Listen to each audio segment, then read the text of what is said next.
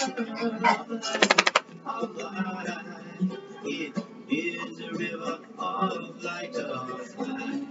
boy. Hey, vinyl community, Elliot here, Lazy Dogs Records, and I've got an album review for you. An album that just came out. It's called They're Calling Me Home, and it's from Rhiannon Giddens. There it is. I pre-ordered this a few months ago, and it was just released and just made it to my doorstep yesterday.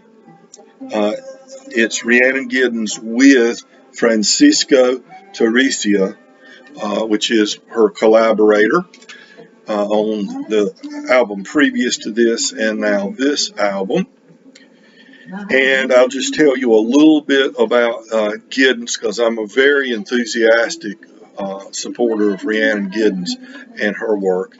Rhiannon Giddens is a graduate of Oberlin College Conservatory of Music, where she studied opera, and a great lover of Celtic music and Celtic dance. She is a very interesting person. Originally, she grew up in the Guilford County area in and around Greensboro, North Carolina. Her background is multicultural. Her mother's African American, her father is Caucasian, and her mother also has Native American blood in her. So she's got a wide variety of interest in different types of music, in part, I guess, because she is just a curious sort, but also because there's so much a varied culture within her background.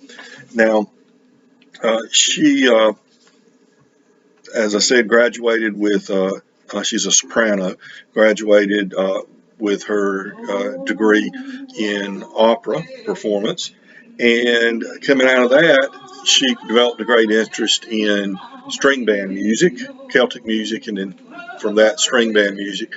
And she co-founded one of the great string bands of the 21st century, the Carolina Chocolate Drops, which really won Grammys, kind of redefined the definition for what a string band is and what they can do musically, not just a recreator of a past sound, but taking that past sound, bringing it up respectfully up to the present, and creating their own music from there. Carolina Chocolate Drops were very successful several years. They eventually disbanded, and she went out on her own. T-Bone Burnett was a big supporter of Giddens, produced her first album or two, and solo album or two. She participated in the New Basement tapes with Elvis Costello and the Munford Guy and T-Bone Burnett, where they took old bits and pieces of lyrics Bob Dylan wrote many years ago and put them to music and filled them in and created what was known as the New Basement tapes. But Giddens is just so wide ranging. She's hard. You can't pigeonhole her. You shouldn't.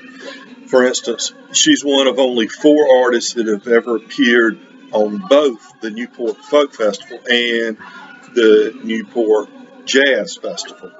She won the Steve Martin Award of Distinction for banjo. She won the MacArthur Genius Award. She has written music for operas. She's written music for ballet. All these have been performed by different symphonies and ballet companies. She's spoken at the International Bluegrass Association as a keynote speaker about the diversity in the music, and bringing that to the forefront. She's just done a whole lot. So she's very, very important artist. Next, I'd like to address the actual physical format for the music. Of course, this is a vinyl pressing. It was pre-ordered directly from the record label, none such, and it included, because it was pre-ordered, they actually sent this about a month before the record was ready to go out, a print signed by both Rhiannon Giddens and Francisco Teresi. It's a simple cover with an insert.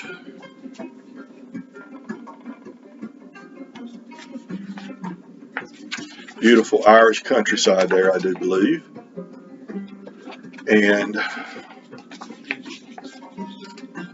there is Rhiannon Giddens and Francisco, and two other musicians appear on this album. And then the lyrics. Okay. Now, it says, I've got a sticker on here that says made in Germany, so I'm assuming that just means it was pressed in Germany at a pressing plant there. It's simple black vinyl. Nothing. I've got it playing right now, so I can't really show it to you right now. It's just simple black vinyl. The pressing quality is good, I would say. There's one place on side one with 5 distinct pops, and there's one place on side 2 with a little less so, just a little very light noise. Between tracks, it's totally silent, crystal clear. So that's the only issue, other than 5 quick pops on one song on side 1 and just a little bit of something on side 2. It plays, other than that, flawlessly all the way through. No surface noise, no crackle, nothing to be heard. Now, I always clean my records. It came in a paper sleeve. I take it out of the paper sleeve. If there's no writing on there to distinguish that paper sleeve, I discard it. I don't care how brand new it is, and I put it in a clear plastic inner sleeve. I clean it first and then put it in a new inner sleeve. So I always clean my records before I put them on. I think that saves some issues that people experience when they put on a brand new record, because oftentimes there's debris on that record, especially if it's a paper sleeve that it's in. Down to my civilian ears, the mix sounds very good to me. It's clear, it's crisp. I know sometimes people don't like that term crisp. There's plenty of warmth in it as well. I think they equate having a crisp sound to not having a warm human sound, but there's a good balance there. I like crisp as well. I like it, just to feel very, very crystal clear, I guess you'd say. No muddy sound at all on any of the tracks. Very warm, clear sound. In the recording and the mixing were done by Ben Rollins at Hellfire Studio, is where it was recorded in Dublin, Ireland, and he mixed it at Jericho Mile, which I'm assuming is also there in Dublin. It was mastered in New Jersey at Ringwood, New Jersey by Kim Rosen at Knack Mastering, and it is self-produced by Rhiannon Giddens and Francisco Teresi. The material and the musicians I'll speak about. This is almost all traditional public domain songs, almost all, with 3 exceptions. They're all arranged by Rhiannon and Francisco, and some of them that you would recognize right off the bat would be like I Shall Not Be Moved, Oh Death, which of course Ralph Stanley performed to great acclaim in the early 2000s, and Amazing Grace, none of which are done the way you may have ever heard them done before, however. The three exceptions to the traditional public domain songs, Alice Garrard, the folk singer, her song "Calling Me Home" starts out the album. Beautiful song. Avalon, which was written by Giddens, Francisco, and Justin Robinson. I was surprised to see his name there. He was an original member of the Carolina Chocolate Drops, and hadn't heard anything from him in a long time. I don't know if they had worked on this song years ago in the Carolina Chocolate Drops and then added to it in recent time, because all three didn't know each other all at the same time frame, or if maybe it'd be great if find out that Justin came in and collaborated with them a little bit in some writing in recent days, because like I say, I hadn't heard anything from him. He was an excellent musician in the Carolina Chocolate Drops. But those two and a class, I hesitate to use the word classical, I shouldn't use the word classical, a composition from the 1600s by Claudia Monteverdi, Si Dolce el Tormento. Si Dolce el Tormento. She sings this in Italian. It was written in Italian. The composer being one of those transitional artists, composers between the Renaissance and the Baroque periods, which some of you know a whole lot more about that than I do. Anyway, two songs are done in Italian. The before mentioned, just mentioned, Sa Dolce el Tormento and Nina Nina, beautifully done, by the way. And let's see. Now about the musicians on this. One of the things that stands out is there's very little use of guitar. There's nylon string guitar on two compositions, and that's all. Rhiannon Giddens plays the octave viola on some of the songs, the viola on others. The minstrel banjo, which if you've never heard her play the minstrel banjo, that is a beautiful, beautiful sound she gets from that early 18, mid 1800s banjo, a minstrel banjo. Very warm sound from that. She plays the gourd banjo on one of the tracks. So those are the instruments that she plays, and most of these compositions, it's mostly her and Francisco, and on four different ones, two different artists perform. In addition, on some of each one performs on two of the songs. Now, Francisco, and I always have to look back at his name because I don't want to mess it up. Francisco Teresia plays the accordion, the frame drum, the cello banjo,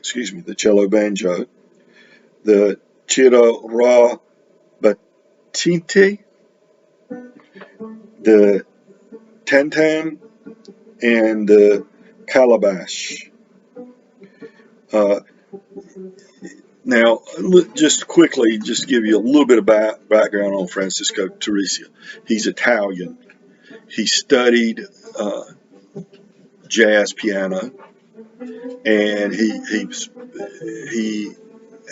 has played on a lot of jazz recordings, some of his own jazz recordings, and in concert with others or in studio with other jazz musicians as an accompanying musician.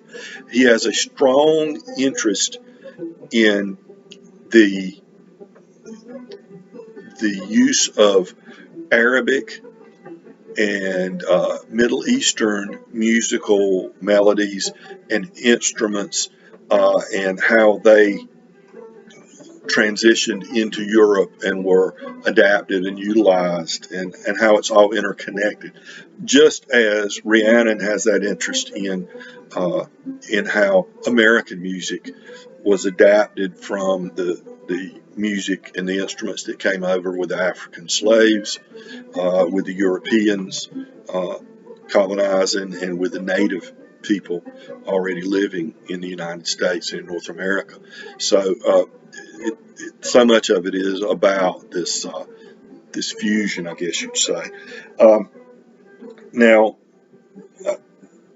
the on two tracks, Newell Tsumba plays nylon string guitar, and he is from the Democratic Republic of Congo. When he when he was about 18 or 19, he moved to Ireland, and he had studied jazz and classical guitar, and in Ireland, once again, here we get these people from diverse backgrounds merging and fusing music and offering up something to contribute to a sound that isn't any one thing, but it is many things. And on two other tracks, Emer Mayock, it's a young lady, Emer Mayock is from Ireland, and she plays the Irish flute and I may say this completely wrong, uh, uilleann pipes. She plays that on two of the tracks. Uh, the themes in this album, to me, what I get from it is themes of loss, whether it's through death, through separation, through emotional breakup, or separation of a couple, romantic separation, but all kinds of loss, separation, uh, a sense of time, and the way time consumes us, and things are over before they even begin, or other things seem to, misery seems to last forever. It is also touches on home, and what is home.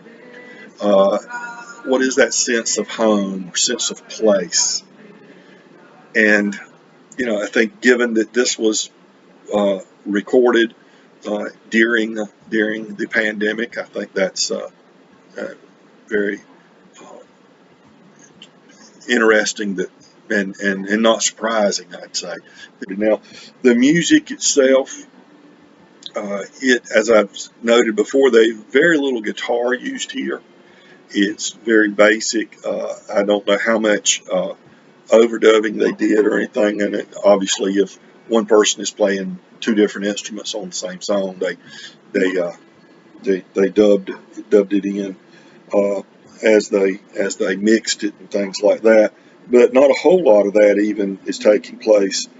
Uh, but this is a fusion of traditions. This is it is not